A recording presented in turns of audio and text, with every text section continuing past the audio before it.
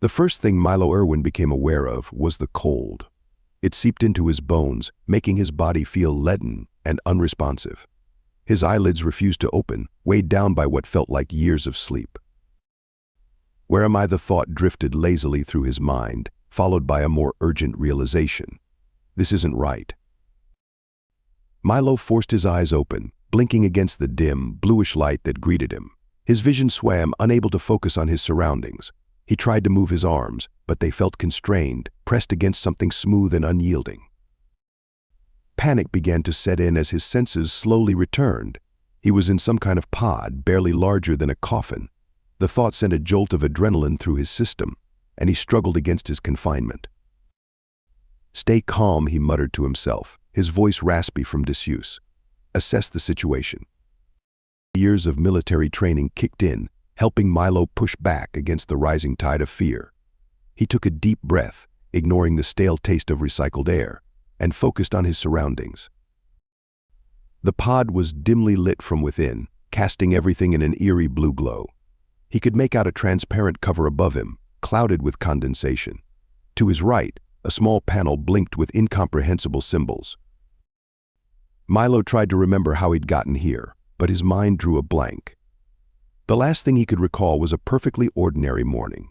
July 22nd, 2452. He'd woken up, gone to work at the gym, and then nothing. "Focus," he growled, pushing away the disorienting gap in his memory. Right now he needed to get out. Milo pressed his hands against the pod's cover, searching for a latch or release mechanism. His fingers, clumsy and weak, scrabbled against the smooth surface. Just as desperation began to set in, he felt a slight give under his right hand. With a hiss of escaping air, the pod's cover began to lift. Milo pushed upwards with all his strength, his muscles protesting after their long dormancy. Inch by inch, the cover rose until, with a final effort, it swung open completely. Milo hauled himself up and over the edge of the pod, collapsing onto a cold metal floor. He lay there for a moment, gulping in air that tasted just as stale as it had in the pod. His body shivered uncontrollably, adjusting to the ambient temperature that was only marginally warmer than the cryopod. As his eyes adjusted to the dimness, Milo slowly took in his surroundings. He was in a large, circular room with a high ceiling. The walls were lined with pods identical to the one he'd just escaped from. Some were dark and lifeless, while others glowed with the same eerie blue light. And from one of those illuminated pods, Milo could hear the muffled sounds of someone beginning to stir. He pushed himself to his feet, swaying slightly as a wave of dizziness washed over him. Whatever had happened, wherever he was, Milo knew one thing for certain: he wasn't alone. And right now, someone else needed help emerging from their long sleep. With unsteady steps, Milo made his way towards the active pod, questions swirling in his mind. Where were they? How long had they been asleep? And most pressingly, why were they here? As he reached for the pod's release mechanism, Milo steeled himself. Whatever answers awaited them in this strange, underground facility, he had a feeling they were going to have to work together to uncover them. Milo's hand hovered over the pod's release mechanism, hesitating for just a moment before pressing down firmly. The cover hissed open, revealing a young woman with tousled brown hair. Her eyes fluttered, struggling to open against the dim light. "Easy there," Milo said, his voice still rough. "Take it slow." The woman's eyes snapped open, fear evident in her gaze as she took in Milo's unfamiliar face. She tried to speak, but only a dry cough emerged. "It's okay," Milo reassured her, offering his hand.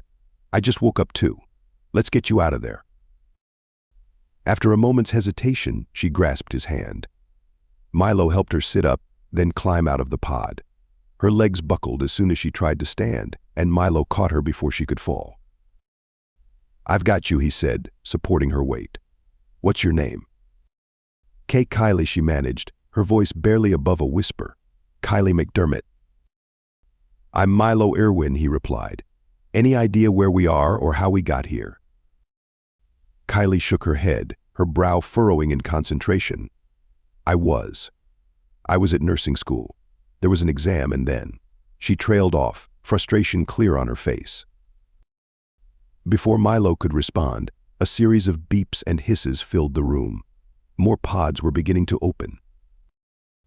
"Looks like we've got company," Milo muttered. He glanced at Kylie. "Think you can stand on your own? We should help the others." Kylie nodded, straightening up. "I'm okay. Let's go." They moved from pod to pod, helping dazed and confused individuals emerge. A teenager with bright blue hair, an older man with calloused hands, a woman in her 30s wearing the remnants of a business suit. Each person had the same lost look, the same gap in their memory. As Milo helped a muscular man with a sleeve tattoo out of his pod, a scream echoed through the room. He whirled around to see a petite woman backing away from her pod, terror etched on her face. "What's happening?" she cried, her voice shrill with panic. "Where are we? Who are you people?" Her fear seemed to trigger a chain reaction. Voices rose in confusion and alarm, people demanding answers that no one had. Milo exchanged a glance with Kylie, who was trying to calm a hyperventilating man nearby. He knew he had to act fast before the situation spiraled out of control. "Everyone, please," Milo called out, his voice cutting through the chaos. "I know you're scared and confused. We all are. But panicking won't help us figure this out." The room gradually quieted, all eyes turning to Milo. "My name is Milo Irwin," he continued, projecting calm authority. "I'm a former military veteran. I woke up here just like you, and I don't have any more answers than you do right now. But if we work together, maybe we can figure this out." "He's right," Kylie chimed in, stepping forward. "I'm Kylie McDermott, a nursing student. We need to stay calm and assess our situation. Is anyone hurt or feeling unwell?" A murmur went through the group as people began to take stock of themselves and each other. The initial panic seemed to subside, replaced by a wary caution. "All right," Milo said, surveying the room. "First things first. Let's do a head count and make sure everyone's out of those pods. Then we need to explore our surroundings, see if we can find any clues about where we are and why we're here." As the group began to organize itself, Milo caught Kylie's eye. She gave him a small nod of approval. They both knew that the real challenges were just beginning, but for now they had averted a crisis. The room buzzed with nervous energy as the survivors gathered, united by their shared confusion and the daunting mystery that lay before them. Whatever answers awaited them beyond the walls of this strange, pod-filled chamber, they would face them together. The group of bewildered survivors huddled near the center of the pod-filled room, their eyes darting nervously between each other and the ominous metal door that sealed them in. Milo stood at the front, with Kylie by his side.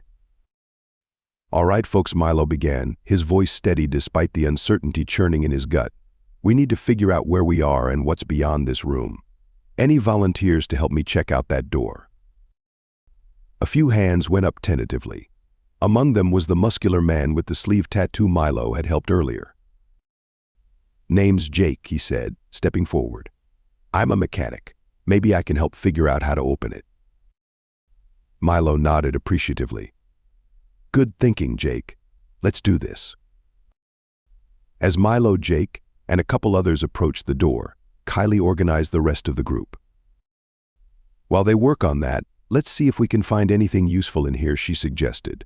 "Check the pods, look for hidden panels, anything that might give us a clue." The massive door loomed before Milo and his small team. It was a feat of engineering, seamlessly integrated into the curved wall.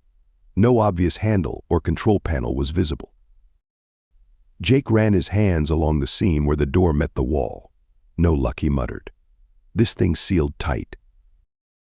Just as frustration began to set in, a triumphant shout echoed from across the room. "I found something." All heads turned to see the blue-haired teenager waving excitedly next to one of the pods. Milo jogged over, the others close behind. "Look," the teen said, pointing to a small, glowing panel that had slid out from the base of the pod. "I was just leaning against it and this popped out." Milo examined the panel. It displayed a series of symbols, similar to the ones he'd seen inside his pod. He pressed one experimentally. With a low hum, the main door began to slide open. A collective gasp rippled through the group as they stared at the dark opening. Beyond lay a long, curved corridor, dimly lit by strips of light along the floor. "Well," Milo said, breaking the tense silence, "I guess that's our way out, but we need to be careful. We don't know what's out there." Kylie stepped up beside him. "We should form a search party. A small group to scout ahead while the rest stay here where it's safe." Milo nodded in agreement. "Good idea. Any volunteers?" Along with Kylie, Jake, and the blue-haired teen who introduced himself as Zach, a few others stepped forward. Milo quickly organized them into a scouting party. "All right, here's the plan," Milo addressed the group. "We'll explore in 2 teams. Team A will go left, Team B will go right. We'll each take a pod panel in case we need to open more doors. We'll go for 10 minutes, then turn back. No matter what we find, we return here. Understood?" With nods of agreement, the team set out into the unknown corridors of what would soon be dubbed the tunnels. The curved passageway seemed to stretch endlessly in both directions, branching off into smaller corridors at regular intervals. The air was stale and cold, carrying a faint metallic scent. Milo led Team A, with Kylie and Zach close behind. They passed several locked doors, each one stubbornly resisting the pod panel's symbols. "This place is massive," Zach whispered, his voice tinged with awe and fear. Just as they were about to turn back, they stumbled upon an open area. It appeared to be some sort of communal space, with tables, chairs, and what looked like a non-functional food dispensing system along one wall. "A mess hall," Milo murmured, surveying the room. "Looks like whoever put us here expected us to stay a while." Kylie frowned, examining the dead screens and control panels. But why? And where is everyone else? Before Milo could respond, Jake's voice crackled over the communication device they'd found in the pod room. "Team A, come in. We found something. You need to see this." Exchanging worried glances, Milo's team hurried back to the pod room. As the 2 groups reunited, the gravity of their situation began to sink in. They were in some kind of massive underground facility, with no idea how they got there, or what lay beyond the maze of tunnels. As Jake began to describe the living quarters his team had discovered, Milo couldn't shake the feeling that they had only scratched the surface of the mystery surrounding them. Whatever answers lay hidden in the tunnels, he was determined to uncover them. But first, they needed to understand who they were and how they had ended up in this strange subterranean world. The survivors gathered in the mess hall, the room's eerie emptiness a stark reminder of their isolation. Milo stood at the head of the largest table, his eyes scanning the faces of the people seated around him. Fear, confusion, and a desperate need for answers were etched on every countenance. "All right," Milo began, his voice cutting through the tense silence. "We need to figure out what's going on. Let's start with what we know, or rather, what we remember." Kylie, seated to Milo's right, nodded in agreement. "Good idea. Maybe if we share our last memories, we can find a common thread." "I'll go first," Milo offered. He took a deep breath, focusing on the fragmented memories that danced at the edge of his consciousness. "The last thing I remember clearly is the morning of July 22nd, 2452. I woke up, went to work at the gym where I'm a trainer, and then nothing." A murmur went through the group at the mention of the year. Zach, the blue-haired teenager, leaned forward, his eyes wide. "Wait, did you say 2452? That's over 200 years after my last memory." The room erupted into chaos as people began shouting out years, each more disparate than the last. 2730 for me. I remember 2506. 2595 here. Milo raised his hands, calling for quiet. Okay, let's take this one at a time. Kylie, what's the last thing you remember?" Kylie furrowed her brow, concentrating. "It was 2608. I was at nursing school, about to take a big exam. I remember feeling nervous, and then, just like Milo, everything after that is blank." They went around the room, each person sharing their final clear memory. A pattern began to emerge. Everyone remembered a normal day, suddenly cut short, and the years spanned nearly 3 centuries. Jake, the mechanic, ran a hand through his hair, his face pale. "This doesn't make any sense. How can we all be from different times? And how did we end up here? A woman in her 30s, who had introduced herself as Samantha, spoke up. Could it be some kind of time travel experiment? Or maybe we're the last survivors of some catastrophe, added an older man named George. Maybe the world ended, and we were put here to restart civilization. The suggestions flew back and forth, each more outlandish than the last. Milo listened carefully, trying to separate plausible theories from wild speculation.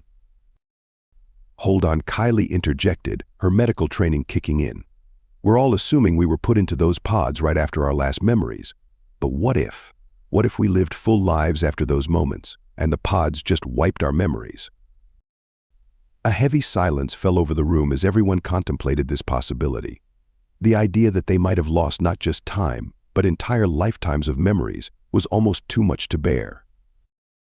Milo cleared his throat, drawing attention back to himself. Look, we can speculate all day, but the fact is, we don't have enough information. What we do know is this: we're in some kind of underground facility. We were in cryosleep pods, and we're from different points in time, spanning almost 300 years. He paused, letting the facts sink in. Our priority now should be survival and gathering more information. We need to fully explore this place, find out if there are any working computers or records that might tell us why we're here. And what about getting out? Zach asked, voicing the question on everyone's mind. Shouldn't we be looking for an exit? Milo nodded slowly. Yes, but carefully. We don't know what's outside these tunnels. For all we know, the air could be toxic or the surface uninhabitable. We need to be prepared for anything. The group murmured in agreement, the gravity of their situation settling over them like a heavy blanket. All right, Milo continued, straightening up. Let's organize into teams. We'll need people to inventory our supplies, others to continue mapping the tunnels, and a team to see if we can get any of the computer systems working. As people began to volunteer for different tasks, Kylie caught Milo's eye. She gave him a small nod of approval, a silent acknowledgement of his leadership in this crisis. But even as the group began to mobilize with a sense of purpose, an undercurrent of tension remained. The questions they couldn't answer hung in the air, unspoken but ever-present. Who had put them here? Why? And what would they find when they finally discovered a way out of the tunnels?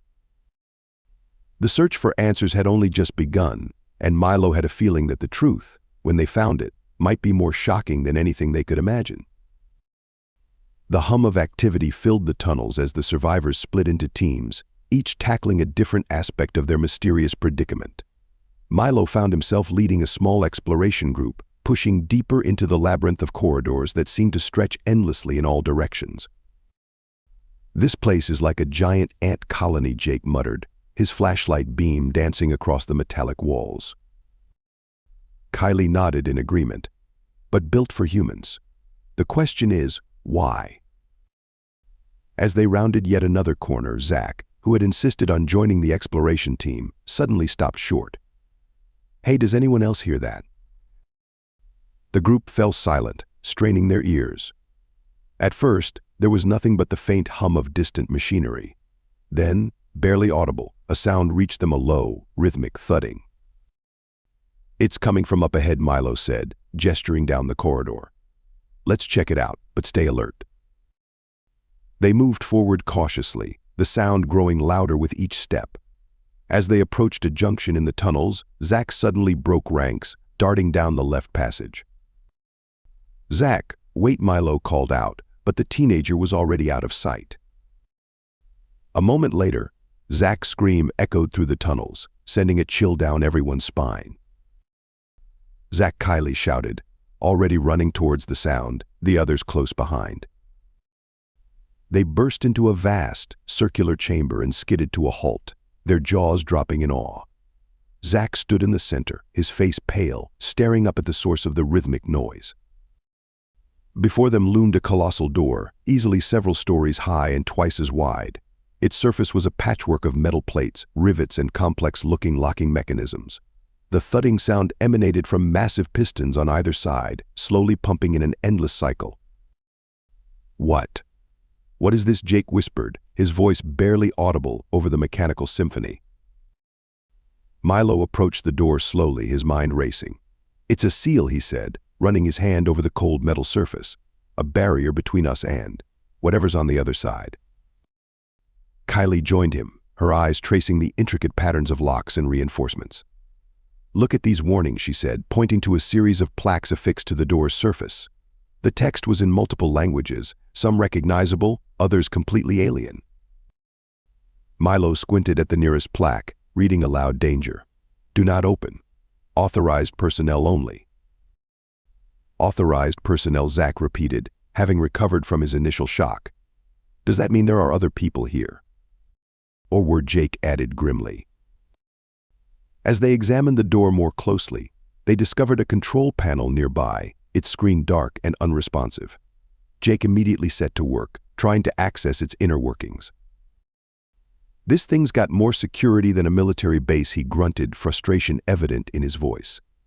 "It'll take some time to crack, if it's even possible."